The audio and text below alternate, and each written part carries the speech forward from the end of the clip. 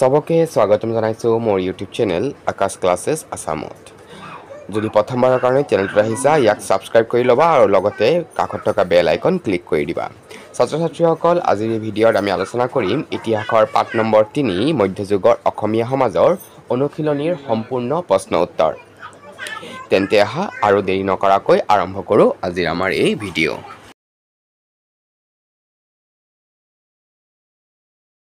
এক নম্বৰ প্ৰশ্নত সুধিছে চমুকৈ উত্তৰ লিখা। অসমৰ মধ্যযুগত শাসন কৰা উল্লেখযোগ্য ৰাজ্যসমূহ কি কি আছিল? উত্তৰটো হ'ব অসমৰ মধ্যযুগত শাসন কৰা উল্লেখযোগ্য ৰাজ্যসমূহ হ'ল আহোম, কামৰূপ কমতা, কছাৰী, চুতীয়া আৰু বাৰভূঞা। দখনা কোন জাতিৰ মহিলাসকলে পৰিধান কৰে? প্ৰশ্নৰ উত্তৰটো হ'ব দখনা বড়ো জাতিৰ মহিলাসকলে পৰিধান কৰে। প্ৰশ্ন নম্বৰ গ সুধিছে আহোমসকলৰ ৰাজত্বকালত ভূ সম্পত্তিৰ গৰাকী কোন আছিল? উত্তৰটো হ'ব আহোমসকলৰ ৰাজত্বকালত মধ্যযুগৰ প্ৰাৰম্ভিক পৰ্যায়ত কি প্ৰথাৰ দ্বাৰা ব্যৱসায় বাণিজ্য চলিছিল? মধ্যযুগৰ প্ৰাৰম্ভিক পৰ্যায়ত বিনিময় প্ৰথাৰ দ্বাৰা ব্যৱসায় বাণিজ্য চলিছিল। নম্বৰৰ অন্তিমটো প্ৰশ্ন সুধিছে কপিলীৰ পাৰত আলি পুখুৰীৰ বৰদোৱাত কোনে টোল পাতি জ্ঞান চৰ্চা কৰিছিল? উত্তৰটো হ'ব কপিলী পাৰত আলি পুখুৰীত বৰদোৱাত মহেন্দ্ৰ কন্দলীয়ে টোল পাতি জ্ঞান চৰ্চা কৰিছিল। 2 নম্বৰত প্ৰশ্নত কৈছে ক অংশৰ লগত খ অংশৰ কথাখিনি মিলোৱা। ক অংশত মাধৱ কন্দলীৰ লগত খ অংশৰ ৰামায়ণ মিলিব কাৰণ মাধৱ কন্দলীয়ে অসমীয়া ৰামায়ণ লিখিছিল। সুকুমাৰ বৰকাইতে লিখিছিল হস্তি বিদ্যাৰ্ণৱ। পুৰুষোত্তম বিদ্যাবাগীছে লিখিছিল ৰত্নমালা। ভট্টদেৱে ৰচনা কৰি উলিয়াইছিল কথাগীতা আৰু বলদেৱ সূৰ্যহৰি দৈৱজ্ঞই ৰচনা কৰি উলিয়াইছিল দৰং ৰাজবংশাৱলী। ইয়াৰ পিছত খালী ঠাই পূৰ কৰা। হয়গ্ৰীৱ মাধৱ মন্দিৰ কোচ ৰজা নৰনাৰায়ণে নিৰ্মাণ কৰিছিল। মধ্যযুগত মহিলাৰ স্থান আছিল উচ্চ। জনজাতীয় লোকসকলৰ মাজত ঝুম খেতিৰ প্ৰচলন আছিল। অনন্ত কন্দলীয়ে ভাগৱত অসমীয়ালৈ অনুবাদ কৰে। আৰু আত্মৰ নিৰ্ভৰশীলতা মধ্যযুগৰ এটি প্ৰধান বৈশিষ্ট্য আছিল। 4 নম্বৰ প্ৰশ্নত কৈছে শুদ্ধ উত্তৰটোত টিক চিন দিয়া। মধ্যযুগৰ শাসন আছিল উত্তৰটো হ'ব ৰাজতান্ত্ৰিক। পাইক প্ৰথাৰ প্ৰচলন কৰিছিল আহোমসকলে নে কোচসকলে? পাইক প্ৰথাৰ প্ৰচলন কৰিছিল আহোমসকলে।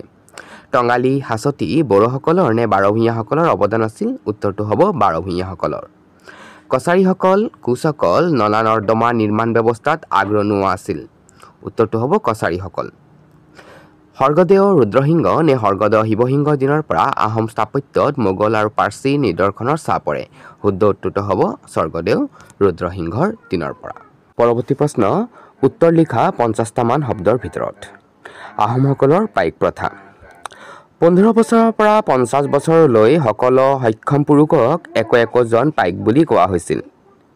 3 বা 4জন পাইক মিলি একোটা গোট হৈছিল। প্ৰতি গোটৰ একোজন পাইকে ৰজাঘৰৰ শ্ৰমদান কৰিব লাগিছিল। ৰজাঘৰলৈ যোৱা পাইকজনৰ কামসমূহ গোটৰ অন্যান্য পাইকসকলে ভগাই লৈছিল। স্বৰ্গদেউ গৌৰীনাথ সিংহৰ আগলৈ আহোম ৰাজ্যত যিহেতু কোনো স্থায়ী সৈন্যবাহিনী নাছিল সেয়ে পাইকসকলে যুদ্ধৰ সময়ত সৈনিকৰ কামো কৰিব লাগিছিল।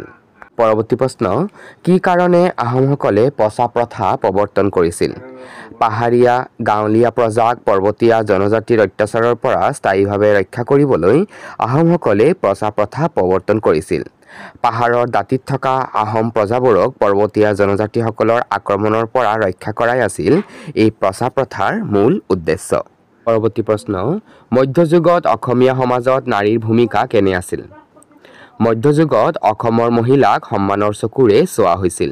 কেৱল ঘৰুৱা কাম কাজত আবদ্ধ নাথাকি মহিলাসকলে সময় সাপেক্ষে যুদ্ধত অংশগ্ৰহণ কৰাৰ উপৰি ৰাজকাৰ্যতো ভাগ লৈছিল। বোৱা কটাৰ পৰা চোৱাং-চোৱাৰ কামলৈ মধ্যযুগৰ অসমৰ মহিলাসকলে সকলোতে আগভাগ লোৱাৰ তথ্য পোৱা যায়। স্বকীয় সাজপাৰ আৰু আ-অলংকাৰ পৰিধান কৰাটো সেই সময়ত নাৰীসকলৰ মাজত জনপ্ৰিয় আছিল। অসমীয়া সমাজত মহিলাৰ স্থান উচ্চ। সম্ভৱতঃ এই পৰম্পৰা তাহানিৰ পৰাই আৰম্ভ হৈছিল। পৰৱৰ্তী প্ৰশ্ন মধ্যযুগৰ কৃষি ব্যৱস্থা। মধ্যযুগত অসমৰ অৰ্থনীতিৰ মূল ভেটি আছিল কৃষি। জনসাধাৰণৰ প্ৰধান বৃত্তি আছিল কৃষি। ঋতুভেদে পৃথক পৃথক শস্যৰ খেতি কৰা হৈছিল। ধান, মাহজাতীয় শস্য, তেলজাতীয় শস্য, কুঁহিয়াৰ, মৰাপাট, কপাহ, বিভিন্ন ধৰণৰ ফল-মূল, শাক-পাচলি আদি আৱশ্যকীয় সামগ্ৰী অসমীয়া মানুহে উৎপাদন কৰিছিল। পাহাৰ অঞ্চলত প্ৰধানতঃ খলপীয়া কৃষি পদ্ধতিৰ সহায়ত ফল-মূলৰ খেতি কৰিছিল। জনজাতীয় লোকসকলৰ মাজত ঝুম খেতিৰ প্ৰচলন আছিল। ডং বান্ধি বৰষুণৰ পানী জমা কৰি ৰাখি খেতি পথাৰত পানী দিয়াৰ ব্যৱস্থাও আছিল। পৰৱৰ্তী প্ৰশ্ন, কছাৰীসকলৰ স্থাপত্যবিদ্যাৰ উল্লেখযোগ্য দিশসমূহ কি কি? কছাৰীসকলৰ ৰাজধানী ডিমাপুৰৰ ধ্বংসাৱশেষৰ পৰাই এই কথাৰ প্ৰমাণ পোৱা যায় যে কছাৰীসকলৰ স্থাপত্য ভাস্কৰ্য শিল্প উচ্চ খাপৰ আছিল। যি সময়ত আহোমসকলে ইটাৰ ব্যৱহাৰ জনা নাছিল, সেই সময়তে কছাৰীসকলৰ ৰাজধানী ডিমাপুৰ তিনিওফালে ইটৰ বেৰেৰে ঘেৰা। কছাৰীসকলৰ স্থাপত্যবিদ্যাত বংগদেশৰ মুছলমানসকলৰ গৃহ নিৰ্মাণ প্ৰণালীৰ প্ৰভাৱ দেখা যায়। তেওঁলোকে নানা ৰকমৰ চিত্ৰখোদিত স্তম্ভ গৃহ নিৰ্মাণত ব্যৱহাৰ কৰিছিল। কছাৰীসকলৰ ৰাজধানী ডিমাপুৰ নগৰৰ ভিতৰত বহুতো ধুনীয়া ধুনীয়া পুখুৰী আছিল। কছাৰীসকল নলা নৰ্দমা নিৰ্মাণ ব্যৱস্থাতো আগৰণুৱা আছিল। পৰৱৰ্তী প্ৰশ্ন, মধ্যযুগৰ অসমৰ অৰ্থনৈতিক কাম-কাজৰ ওপৰত এটি টোকা প্ৰস্তুত কৰা। মধ্যযুগত অসমৰ অৰ্থনীতিৰ মূল ভেটি আছিল কৃষি। জনসাধাৰণৰ প্ৰধান বৃত্তি আছিল কৃষি। ঋতুভেদে পৃথক পৃথক শস্যৰ খেতি কৰা হৈছিল। আহোম আমলত ৰজা আছিল ভূ-সম্পত্তিৰ গৰাকী। কৃষকে খেতিৰ মাটিৰ বাবদ ৰজাক কৰ সোধাব লাগিছিল। অসমত মধ্যযুগৰ পৰাই কুটীৰ আৰু ক্ষুদ্ৰ শিল্পত চহকী। সেই যুগৰ শিল্পসমূহৰ ভিতৰত বস্ত্ৰ শিল্প, বয়ন শিল্প, ৰঞ্জন শিল্প, হাতীদাঁতৰ শিল্প, মৃৎশিল্প, ধাতু শিল্প আদিয়েই প্ৰধান। মধ্যযুগত বাণিজ্যিক আদান-প্ৰদান আছিল যথেষ্ট সীমিত। আত্মনিৰ্ভৰশীলতা সেই যুগৰ এটি প্ৰধান বৈশিষ্ট্য আছিল। বিভিন্ন উৎসৰ পৰা জনা যায় যে আহোমসকলৰ বংগদেশ, তিব্বত, চীন আদি দেশৰ লগত বাণিজ্যিক সু-সম্পৰ্ক আছিল।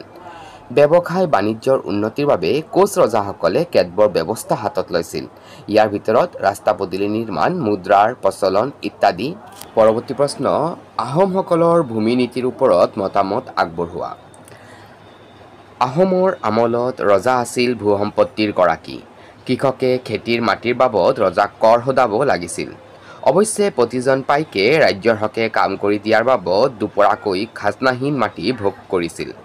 আহোম ৰজাসকলে ব্ৰাহ্মণ, দেৱালয়, সত্ৰ, মন্দিৰ আদিক কৰমুক্ত মাটি দান কৰিছিল। পৰৱৰ্তী সময়ত মছজিদ, কবৰ আদিৰ মেৰামতি আৰু সংৰক্ষণৰ বাবেও মাটি দান কৰিছিল বুলি উল্লেখ আছে। ৮ নম্বৰৰ প্ৰশ্নটোত বিভিন্ন চিত্ৰ সংগ্ৰহ কৰিব কৈছে, সেইখিনি তোমালোকে নিজে কৰিবা। ৯ নম্বৰ প্ৰশ্নত কৈছে মধ্যযুগত ৰচিত বিভিন্ন পুথিসমূহৰ লগতে তাৰ ৰচকসকলৰ এখন তালিকা প্ৰস্তুত কৰা। সেইমতে মই তালিকা এখন প্ৰস্তুত কৰি দিলোঁ। যেনে হস্তিবিদ্যাৰ্ণৱ ৰচনা কৰিছিল সুকুমাৰ বৰকাইতে, ৰত্নমালা ব্যাকৰণ ৰচনা কৰিছিল পুৰুষোত্তম বিদ্যাবাগীছে, ভাগৱত ৰচনা কৰিছিল অনন্ত কন্দলীয়ে, অসমীয়া ৰামায়ণ ৰচনা কৰিছিল মাধৱ কন্দলীয়ে, অসমীয়া মহাভাৰত ৰচনা কৰিছিল ৰাম সৰস্বতীয়ে, অসমীয়া পদ্মপুৰাণ ৰচনা কৰিছিল সুকবি নাৰায়ণ দেৱে, দৰং ৰাজবংশাৱলী ৰচনা কৰিছিল বলদেৱ সূৰ্যহৰি দৈৱজ্ঞই আৰু কথা ভাগৱত ৰচনা কৰিছিল ভট্টদেৱে। তেন্তে মৰমৰ অষ্টম শ্ৰেণীৰ ছাত্ৰ ছাত্ৰীসকল, এয়াই আছিল আজি আমাৰ ইতিহাসৰ পাঠ নম্বৰ 3 অনুশীলনীৰ সম্পূৰ্ণ প্ৰশ্ন উত্তৰ। ভিডিঅ'টো কেনে পাইছা আৰু তোমালোকে ক'ৰ পৰা এই ভিডিঅ'টো চাই আছা সেইখিনি কমেণ্টৰ মাধ্যমত জনাবলৈ নাপাহৰিবা। আৰু যদি ভিডিঅ'টো ভাল পোৱা তেনেহ'লে নিজৰ বন্ধুবৰ্গৰ মাজত ইয়াক শ্বেয়াৰ কৰি দিবলৈ অনুৰোধ জনালোঁ। আৰু ইয়াৰ লগে লগে আজিৰ ভিডিঅ' ইমানতে সামৰণি মাৰিলোঁ।